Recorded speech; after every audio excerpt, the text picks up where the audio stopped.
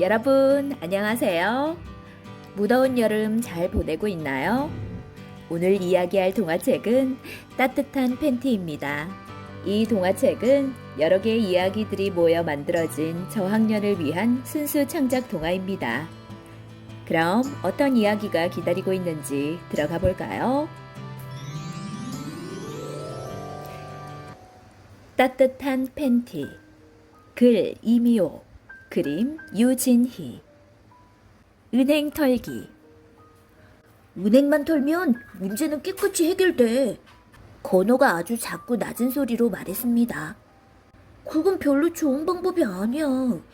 남의 것을 훔치는 것과 같잖아. 그러다가 들키기라도 하면 어떡해. 승현이는 역시 모범생다운 대답을 했습니다. 그러니까 한밤중에 만나자는 거야. 다솜이를 도우려면 우리는 돈이 필요해. 건호의 목소리는 제법 심각했습니다. 넌 어떻게 생각해? 건호가 팔꿈치로 내 옆구리를 꾹 찔렀습니다. 난 아무 말도 할 수 없었습니다. 정말 다솜이를 돕고 싶은데 내가 가진 것은 아무것도 없다는 것이 화가 났습니다. 다솜이는 와글광장에서 만난 아이입니다. 지하철역 공중전화 부스 앞에 사람들이 하도 와글와글해서 우리는 그곳을 와글광장이라고 불렀습니다. 그 아이는 눈이 가늘고 아주 작았습니다. 한 번만 봐도 뾰족한 연필심으로 그릴 수 있을 것 같았습니다. 처음 나와 마주쳤을 때 그 아이는 때가 꼬질꼬질하게 낀 손을 쑥 내밀면서 내게 차비를 좀 빌려달라고 했습니다. 난 당황해서 모른 채 하고 지나갔습니다. 순간 아이의 눈이 그렁그렁하니 커졌습니다. 나는 망설이다가 주머니를 뒤져 500원을 주었습니다. 아이는 꾸벅 인사를 하고는 어느새 북적대는 사람들 틈으로 사라졌고 그 틈에서 승현이가 나왔습니다. 승현이도 그 아이에게 차비를 빌려주고 오는 길이라고 했습니다. 건우도 마찬가지였습니다. 난 기분이 나빴습니다. 항상 그런 식으로 돈을 구걸하는 아이구나 하는 생각이 들었습니다. 그 후로도 몇 번 와글광장에서 그 아이를 만났습니다. 그 아이는 처음 본 사람처럼 또 차비를 구걸했고 난 모른 채 해버렸습니다. 그런데 그러면서도 자꾸 뒤를 돌아보게 되었습니다. 그 애 있잖아, 종이 인형. 건우는 그 아이를 종이 인형이라고 불렀습니다. 그 아이가 와글광장에 나타난 지도 한 달이 넘어선 무렵이었습니다. 종이 인형을 미행해보는 게 어때? 건호의 호기심이 발동한 것입니다. 그 아이가 와글광장에 매일 나와 있는 것도 뭔가 이유가 있을 거야. 지금 당장 와글광장으로 가자. 건호가 앞장을 섰습니다. 뭔가 신나는 일을 만들어내고 싶은 건 다 파란 가을 하늘 때문이었습니다. 그 아이는 우리의 배에서 꼬르륵 소리가 날 때까지 차비를 빌리다가 집으로 돌아갔습니다. 몰래 따라서 한참을 걸어간 그 아이의 집은 가파른 언덕길 끝에 있었습니다. 그 아이는 낡은 지붕 아래 작은 방문을 열고 들어갔습니다. 낮은 담 너머로 할머니의 기침 소리가 들려왔습니다. 불도 켜지 않는 깜깜한 방에서 쏟아져 나오는 기침 소리는 꼭 아기 울음소리처럼 느껴졌습니다. 좁은 골목길을 다시 빠져나오는 동안 우리는 아무 말도 없었습니다. 난 구멍가게에 가서 껌을 사는 동안 아주머니한테 그 아이에 대해 물어보았습니다. 다솜이 말이구나. 다솜이 친구들이냐?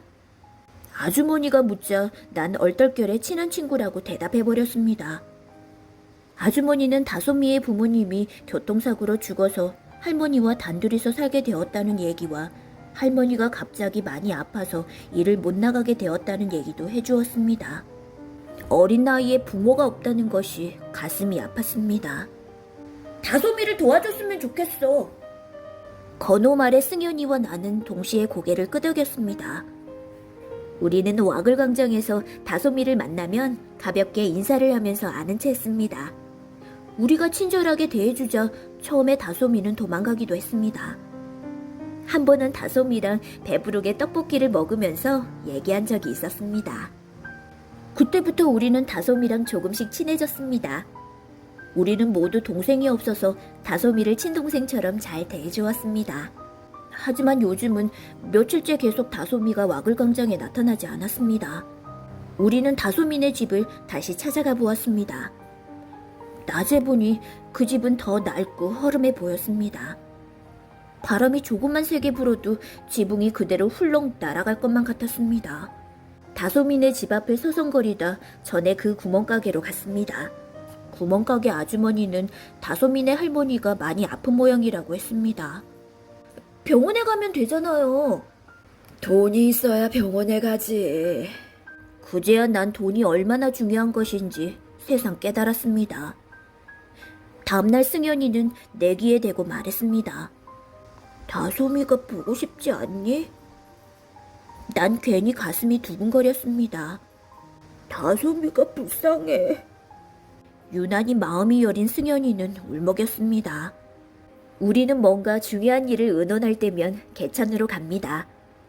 옛날에는 이 개천이 큰 개울이었는데 지금은 도로에 덮여서 큰 개울 한쪽은 땅속으로 묻혔다고 합니다. 사람들은 개천 옆으로 난 길을 뚝방길이라고 불렀습니다. 비밀 회의 장소는 아주 커다란 버드나무 그늘 아래였습니다. 버드나무 아래에 들어가면 밖이 잘 보이지 않았습니다. 우리가 그 아래에 신문지를 펴고 누워있으면 버드나무 가지들은 꼭 하늘에서 드리워진 커튼 같았습니다. 우리는 깔끔하게 정돈된 네모 반듯한 아파트의 놀이터보다는 개천이 훨씬 더 좋았습니다. 은행나무를 털어서 그냥 몽땅 갖다 주자. 다른 건 내가 다 준비할 테니까 자루나 많이 가지고 와. 양파 자루 같은 거 말이야.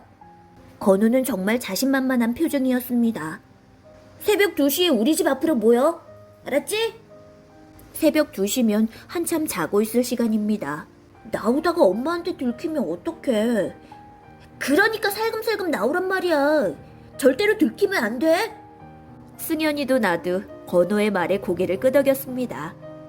실은 우리 모두가 다솜이를 좋아하고 있다는 것을 이미 알아버렸던 것입니다.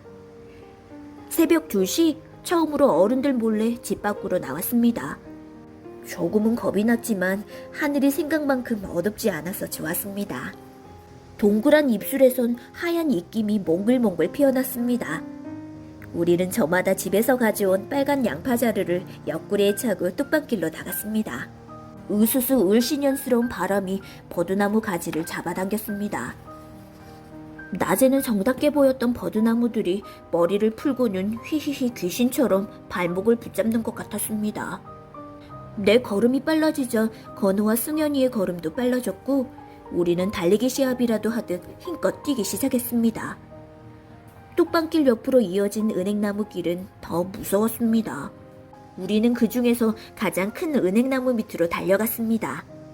은행 터는 걸 누가 보면 어떡하지? 승연이가 주변을 자꾸 두리번거렸습니다. 어차피 개천에 아스팔트가 깔리면 모두 사라질 텐데 뭐. 가을 내내 우리를 살금살금 걷게 했던 잠자리 때가 생각났습니다. 건우가 먼저 준비해온 장대로 은행 털기를 시작했습니다. 기다렸다는 듯 노란 은행잎들이 쏟아져 내렸습니다. 은행잎들은 순식간에 우리의 어깨 위를 덮어버렸습니다. 어디선가 불어온 바람에 은행나무 이파리들이 두둥실 위로 날아올랐습니다. 수많은 노란 나비들이 바람에 춤추는 것 같았습니다. 건우도 춤추듯 장대를 휘둘러 댔습니다. 신바람 난 은행들이 후두둑 후두둑 떨어져 내렸습니다. 우리는 은행나무 주위를 돌면서 춤을 추었습니다. 어느새 양파자루가 은행들로 가득 찼습니다.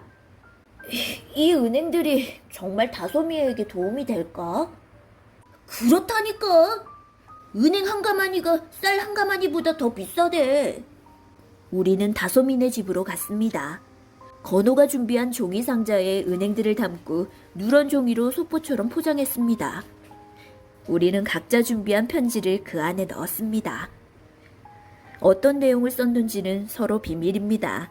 모두들 다솜이를 아끼는 마음을 담아 편지를 썼을 것입니다. 물론 내 편지 내용도 다솜이만 아는 비밀입니다. 아무도 모를 것입니다. 그날 밤 은행나무 이파리들이 왜 모조리 떨어져 내렸는지를, 그리고 우리들의 마음속에 따뜻한 비밀 편지 한 통씩 품고 있다는 것을요.